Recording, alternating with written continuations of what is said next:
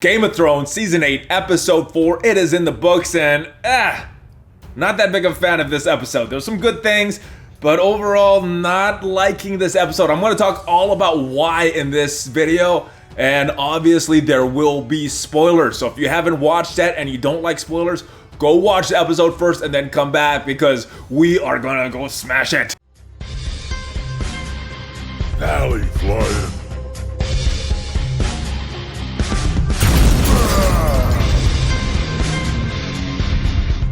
Hey, what's up all you Valley Maniacs? ValleyFlyin here. I am back, and yes, this was not my favorite episode. Probably, in my opinion, the worst episode of Season 8. I did not like this episode. There were just too many plot holes, and there are plot holes previously in other episodes that I just kind of ignored and said, alright, I'm still enjoying this episode. For some reason, maybe I was in a bad mood when I was watching it, maybe something was going, I don't know. But when I was watching this, every little detail just was annoying me, especially some of the things I'm going to talk about. So let's go have some fun, and hopefully they do close this season out. There's only 2 more episodes left after this season in the entire show. Yes, they're going to be prequels. Yes, they're probably doing some other stuff. Yes, we got a few more books, but there's only 2 more episodes in this series. So hopefully they wrap up some of these holes that they've opened up for this episode and close it out good, because I would expect nothing less from Game of Thrones. But let's go talk about what my feelings are in this episode. So the episode starts off pretty good. They're up at Winterfell. There's a funeral scene from that huge battle that took place. Dany is mourning Jorah. Sansa is mourning Theon, and they burn the bodies. Jon gives a great speech there to kind of inspire all the men. Then they're partying back inside the castle. Gendry gets legitimized by Dany. And the important part for me of this was when Dany turns to Tyrion and says, see, you're not the only one that's clever. And Sansa gives Dany a look. They are just setting up something big between Sansa and Dany, in my opinion. Look at the looks that they're given in this whole episode, and how Sansa does something later. We're going to talk about that. All right, then we see Davos talking about Melisandre and the Red God to Tyrion. This is another foreshadowing moment when he says to Tyrion, Tyrion says to Davos, we may have defeated them, but we still have our selves to contend with. Yes, so a lot of big battling ahead. We'll see what happens there. Bran is talking to Tyrion, and Tyrion realizes that Bran does not want to be the king of Winterfell or the Lord of Winterfell anymore. And Dany is jealous of Jon. She sees the way people are admiring him. She sees the looks that he's giving. She used to get those looks, and she is getting very uncomfortable. Gives Jon a look. Jon gives her a very uncomfortable look back. They haven't really spoken since episode 2 because they were fighting all last season. Didn't really get a chance to talk about what went down at the end of season or episode 2. Next, we got this drinking game. Everyone is having fun. Brienne, Tyrion, Jaime, Podrick, they're just playing, having fun until Brienne gives Jaime this look. Tyrion notices it and makes this game super uncomfortable, and this is all to set up a little scene later on with Jaime and Brienne, but it all starts this episode, at least, from this scene right here and this awkward scene of them doing this drinking game. I do enjoy this first part where they're just developing the characters. Sansa is reunited with the Hound, her first conversation in many seasons. You've changed my little bird since the Hound, and Sansa agrees.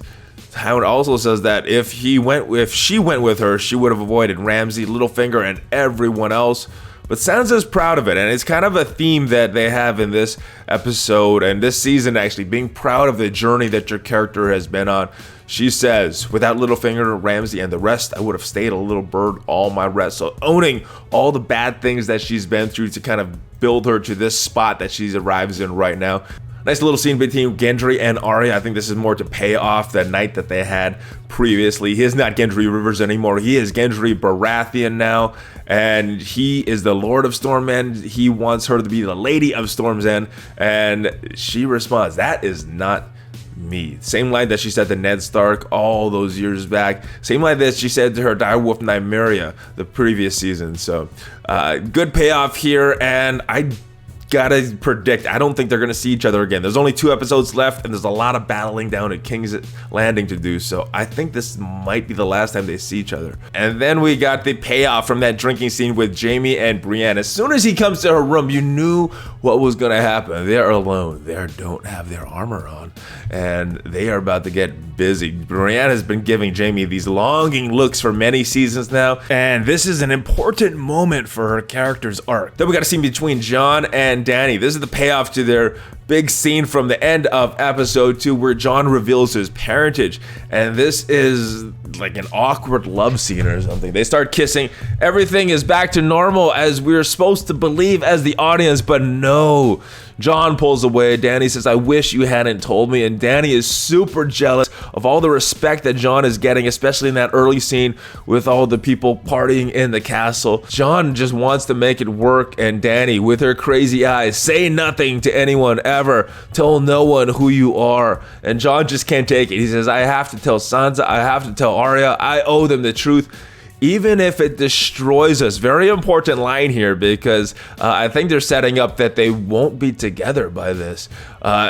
Jon says it won't, and Dany says it will. So because we know what he does later in the episode and where it leads, I think Jon and Dany, they're not gonna end up together as much as we think, or at least that they're trying to set that up with this episode. They're trying to set up those seeds of doubt that we wonder if Jon and Dany are gonna be together. Dany is just looking a little more villainish than I've ever really seen her this season and last season. Ever since she came to Westeros, seemingly more and more like a villain, and it's actually surprising me when she acts nice. Previously, it was the norm when she was acting nice, and the surprise when she's acting villainish. So, wonder what's gonna happen here. It seems like they're making Dany the villain, and Jon is just so subservient. This is actually the scene that I started to have questions about this episode and the plot holes. All right, so Jaime has regrets with Brienne, and now we are at the infamous war room, and this is where we, as the audience, can see the plans of the characters and how we can see how all these plans will go to crap in future episodes. Yes, it's kind of been a trend since season 6 here. This war room has been very, very not successful. We do see that some of the Unsullied and Dothraki are still alive. Their plan is to surround Cersei, and Dany says, "The longer I leave my forces alone, the stronger they become." The people are wanting the forces to rest after such a long battle, but what she's saying is true. She did lose a lot of forces. Cersei's forces have just gotten stronger, and they've been reinforcing their positions. Dany's forces have just been dwindled and dwindled away. Ever since the beginning of season 6, she came with such a strong army, and it's just gone to crap ever so slowly, partly because of all these war room battles.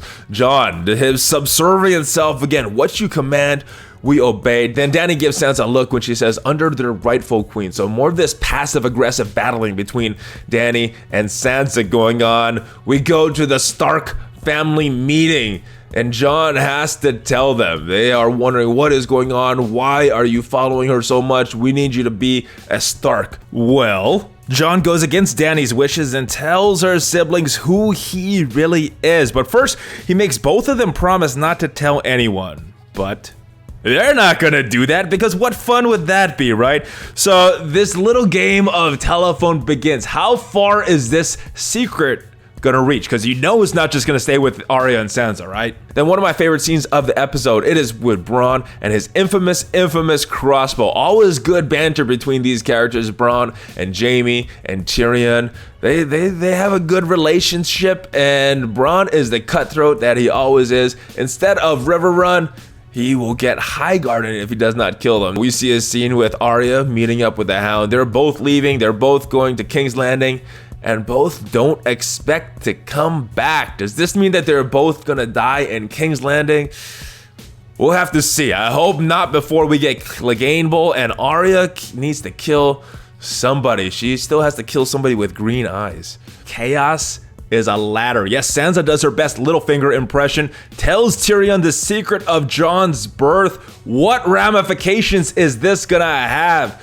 I think she knows exactly what is gonna happen, and that's why she does this. This is more of her passive-aggressive behavior towards Dany. I think there's gonna be a little battle between the two of these characters in the near future. Then we say goodbye to Tormund, Ghost, Sam, and Gilly. Tormund gets Ghost. I did not like that Jon didn't even acknowledge Ghost, just gave him a look. You know, if it was my dog, I would go give him a hug, but Jon does not have that kind of relationship with Ghost. Now, because there's only 2 episodes left, this is probably the last time I think we're going to see Tormund, Ghost, Sam, and Gilly, so goodbye to them. And the play for power continues, as we now know that Varys knows the secret of Jon Snow's birth, as he discusses it with Tyrion. And then we get the payoff to that smart plan they had to split up their forces. They get ambushed by Euron Greyjoy. How the heck does this happen? They got dragons. They got dragons that could fly so high in the sky to avoid any danger, even from these crazy scorpions. But no, they don't see this entire fleet that Euron Greyjoy has. This is probably my most hated scene, this most hated sequence of this episode. And why aren't they scouting? Why didn't they see him? Why didn't the fleet see Euron? Aren't they always looking through those periscopes and seeing what is out there, what other fleets are out there? How could they go in so blind? I don't know. They got dragons. And then what's up with their aim? Why are they aiming so good with Viserion and then aiming so bad with Drogon? Dany backs out, runs away, and I just don't understand how Euron's fleet could get so close to Dany's fleet without them even noticing. I don't even think they return fire. They just get their ships destroyed. Grey Worm puts Missandei on a boat to keep her safe, but she gets captured. These guys that are swimming, they don't get captured at all. But the person in a boat to escape, to go to safety, she gets captured. What the heck? There's so many holes with just this scene, so many things that annoy me. Obviously, you can explain everything here, but nothing is shown, and that's one of the big complaints I have with this season and the last season. They're just rushing through everything, that a lot of these details, they're just not showing, and we're having to kind of come up with this on our own. I don't like this. And then we got Cersei and Euron. Cersei still says she's pregnant. They're talking about their kids. I still don't believe her, but we will have to see what happens. And then some more war planning. Their planning goes so well all the time with these wars. Varys says that Dany is making a mistake by attacking King's Landing, so Dany agrees to offer a peace truce before she goes and attacks, because Cersei has moved all the common folk into King's Landing. So if Dany attacks King's Landing, she's gonna kill a lot of innocent people as well. Varys is not in Dany's corner anymore, so he is gonna do what he thinks is best for the realm, which is not necessarily what is best for Daenerys. And in Winterfell, once Jaime hears of the death of the dragon and the ambush from Cersei, he leaves, and Brienne is sad. And then we come to our final sequence, and this was one that was very, very annoying to me as well. The tactics of this scene just don't make any sense. Why is Daenerys so close to the castle, putting herself in risk? Why is the dragon so close to the castle, putting the dragon in risk? Why would they do this? They're just relying on Cersei's honor that she's not going to attack them during this truce time. Well, I don't know if Cersei has earned that honor. Do you? I don't know. I wouldn't have moved my army so close. I might have just sent Tyrion. He goes and meets with Qyburn, and Qyburn is just a sick dude, right? He's so creepy. He can't deal with Qyburn anymore. He walks up to Cersei, putting himself in danger. With a snap of Cersei's finger, she could take out Tyrion, the person that she put a big bounty on. She doesn't need to go give up River Run if Tyrion is dead, right? Not to Bronn. So she could end it here, but she chooses not to. Maybe it's because of the baby mention, or maybe she hears the baby mention, the mention of the baby and her family, and that is why she decides to kill Missandei. One thing that I noticed during this scene, Cersei's green eyes made me think of the prediction from Melisandre last week to Arya, closing green eyes forever. Is it gonna be Cersei? I don't know, because Dany also looks like she has green eyes in this scene. So maybe it's not Cersei that Arya kills. Maybe it's gonna be Dany. They seem to be setting some seeds of fighting between Dany and the Stark children. Maybe Arya goes and kills Dany because Dany goes full villain before the end of the season. So maybe that's what happens, and then maybe we'll get our justification of having Jaime or Tyrion kill Cersei. Let's see what happens next week. What predictions do you have for the next episode. I don't know if there was too much revealed in the trailer, at least nothing that I picked up on, nothing major. There was some cool looks here from Euron, but we'll have to see what happens. What do you think is going to happen next episode? There probably is going to be a big battle, right? I hope there's the next battle. 2 episodes left, guys. Let me know what you think in the comments. If you like this video, make sure you share it with your friends. Subscribe to the channel. Smash on that like button. I will see you next time. ValleyFlyin out.